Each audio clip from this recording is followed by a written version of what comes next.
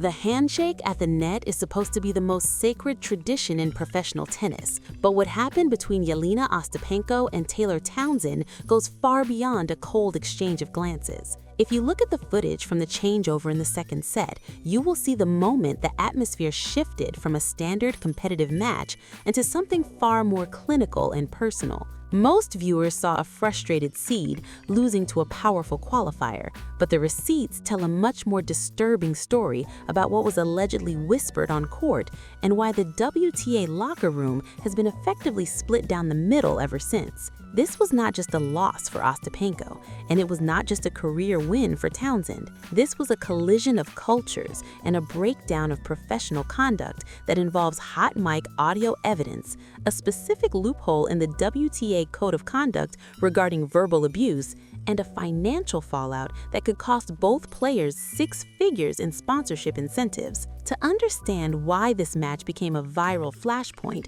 we have to look past the scoreline and examine the Hawkeye data from the final game of the first set, because that is where the psychological warfare actually began. The promise of this investigation is to pull back the curtain on 3 specific elements that the official broadcast glossed over. We will reveal the exact audio evidence that the microphones captured during the third set changeover, the specific rulebook loophole in Section 4 that the chair umpire used to avoid a default, and the devastating financial reality of a ranking collapse that will alter the trajectory of these 2 careers for the next 18 months. When you see the sheer volume of data involved in this match, you realize that tennis is not just a game of inches, it is a game of reputations. And on this day, one reputation was bolstered while another was nearly incinerated. This is the deep dive into the match that changed the tour. The public narrative surrounding Jelena Ostapenko has always been one of volatility, but the reality of this specific incident suggests a calculated attempt to unnerve an opponent that backfired in the most public way possible. Look at the video at the 10-second mark. Ostapenko is gesturing toward the chair umpire, and if you listen closely to the ambient court noise, you can hear a specific phrase directed toward Townsend's box. This was not a complaint about a line call or a grievance about the sun. This was the trigger for an accusation that has followed Ostapenko through every tournament since. According to the WTA Rulebook Section 4 regarding player on-court conduct, any remark that can be construed as discriminatory carries a mandatory investigation, yet the umpire on the day failed to issue a formal code violation. This failure to act created a vacuum where speculation turned into a viral storm. When we look at the serve speed data from Townsend following that exchange, we see a direct correlation between the tension and her performance. Townsend's average first serve speed jumped from 105 miles per hour to 113 miles per hour immediately after the verbal altercation. That is the physical manifestation of competitive rage, and it is the first piece of evidence that this was no longer a game of tennis. Crucially, we must examine the specific mechanics of the Hawkeye technology during that controversial second set. On 3 separate occasions, Ostapenko challenged balls that were clearly within the lines by more than 4 centimeters. In professional tennis, a challenge that is off by that margin is rarely a mistake of vision. It is a tactical stall. By forcing the review process to play out in its entirety, Ostapenko was effectively giving herself a 60-second medical timeout without having to call a trainer. This is a subtle manipulation of the pace of play that seasoned veterans use to break the rhythm of a high-momentum opponent like Townsend. However, if you look at the biometric data coming off the player trackers, Ostapenko's heart rate remained at a steady 160 beats per minute, while Townsend's heart rate actually dropped during these breaks. This suggests that the stalling tactic failed because Townsend had prepared for this exact brand of psychological warfare. She didn't just play the ball, she played the person. To truly grasp the gravity of the Ostapenko versus Townsend incident, we have to go back to their head-to-head history, which is defined by a series of increasingly icy encounters. Tennis is 90% mental, and Ostapenko knows this better than anyone on the tour. She has mastered the art of the tactical delay, using her clothing adjustments and complaints about the crowd to freeze her opponents. However, Taylor Townsend represents a different generation of tactical awareness. Look at Townsend's coach in the player box during the third set. While Ostapenko was spiraling, the box remained a vacuum of silence. This was a deliberate strategy to deny Ostapenko the oxygen of conflict. By refusing to engage in the verbal back and forth, Townsend camp forced the Latvian to face her own mounting unforced errors. By the end of the match, Ostapenko had racked up 48 unforced errors compared to Townsend's 12. This is not just a statistical anomaly, it is proof of a total mental collapse triggered by a failed attempt at psychological intimidation. When the accusation of a racial slur was first whispered by courtside photographers, the narrative shifted from a sporting collapse to a moral one. The financial cost of this moment cannot be overstated, and we must look at the specific numbers to understand the damage. Ostapenko was defending 2,000 points at this stage of the season, and her early exit resulted in a ranking collapse that saw her drop from the top 10 down to world number 18. In the world of elite tennis, a drop of that magnitude triggers performance clauses in equipment contracts. Industry insiders suggest that a top 10 finish is worth an additional $500,000 in bonuses from major apparel and racket sponsors. By losing her cool and subsequently the match, Ostapenko did not just lose a trophy, she effectively handed back a $500,000 paycheck. On the other side of the net, Taylor Townsend's victory propelled her into a new bracket of marketability. Her social media engagement spiked by 400%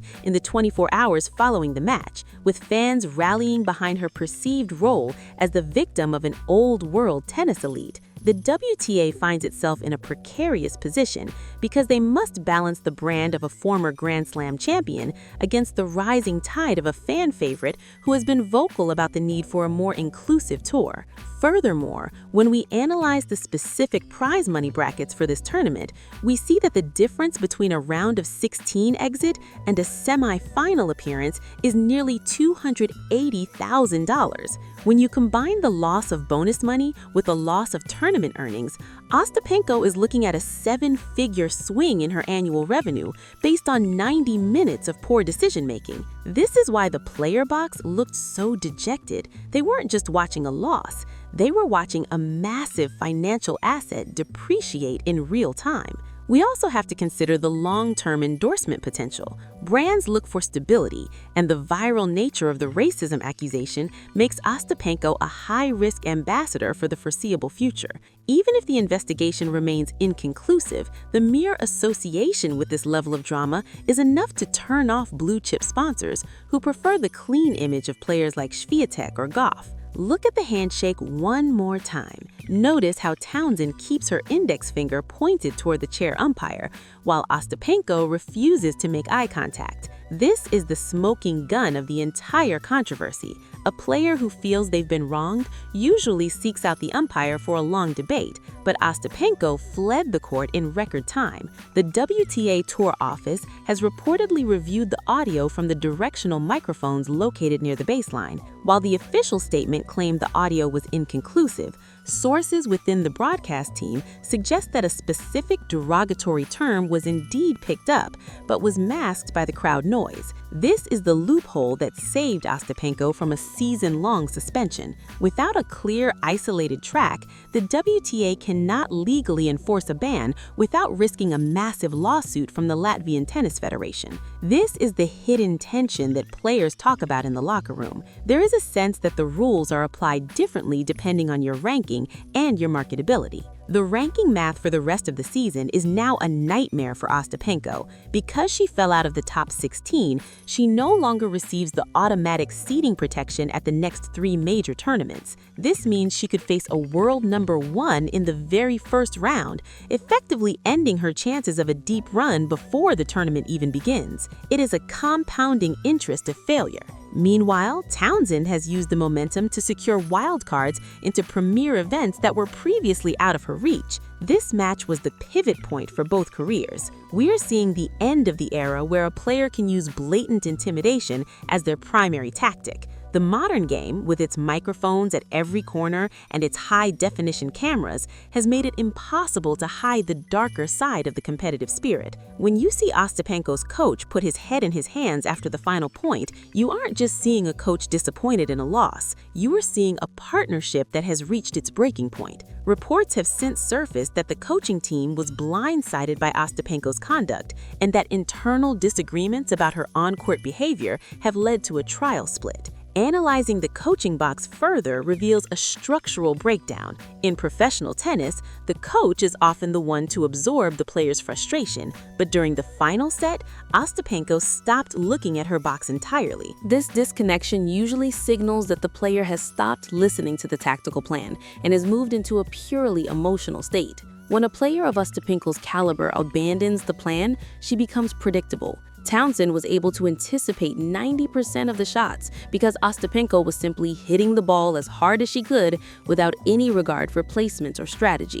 The shot chart from the final 4 games shows that every single one of Ostapenko's ground strokes landed in the same 3-foot square at the center of the court. She was hitting the ball with maximum power, but zero intent. This is the definition of a mental exit. She wanted to be off the court more than she wanted to win the match. In the end, the Ostapenko versus Townsend saga is a case study in how a single moment of lost composure can dismantle years of brand building. The receipts show a clear pattern of escalating behavior from Ostapenko that finally hit a wall in the form of Townsend's stoic brilliance. The Hawkeye data shows she was losing the match, but the audio hints that she lost her reputation. Every unforced error in that final set was a brick in the wall that now separates these two players. As the WTA moves forward, the shadow of this match will continue to loom over every draw where their names appear together. It is no longer about who has the better forehand or who can serve the most aces. It is about a fundamental disagreement on what is acceptable on a tennis court. The racism accusation may never be officially proven by the WTA, but in the court of public opinion, the verdict has already been delivered. The financial fallout will be felt for years, and the ranking implications have already changed the landscape of the top 20. This was the match that split the WTA, and the cracks are only getting wider. If you analyze the ball toss during the final game, you can see Ostapenko's hand trembling. This is a player who has won the biggest titles in the world, yet she was physically undone by the gravity of the situation she created for herself. Taylor Townsend, on the other hand, stood at the baseline with a composure that suggested she knew she had already won the moral battle long before the final ball was struck. The WTA may want to move on, but the fans and the players won't let them. This is the new reality of professional tennis, where the drama off the ball is just as significant as the winner on it.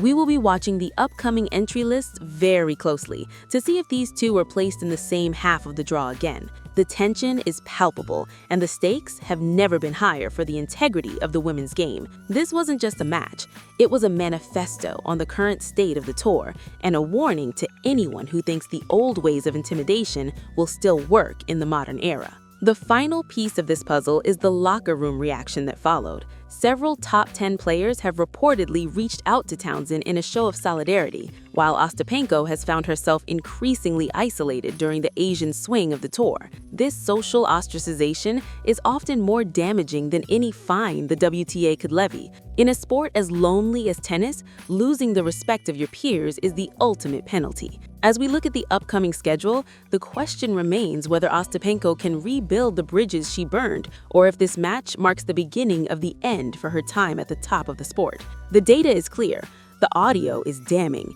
and the consequences are just beginning to be felt. To see more deep dives into the strategies and scandals that define the tour, make sure to check out our playlist on the Tennis Playbook, where we break down the mental games of the world's best.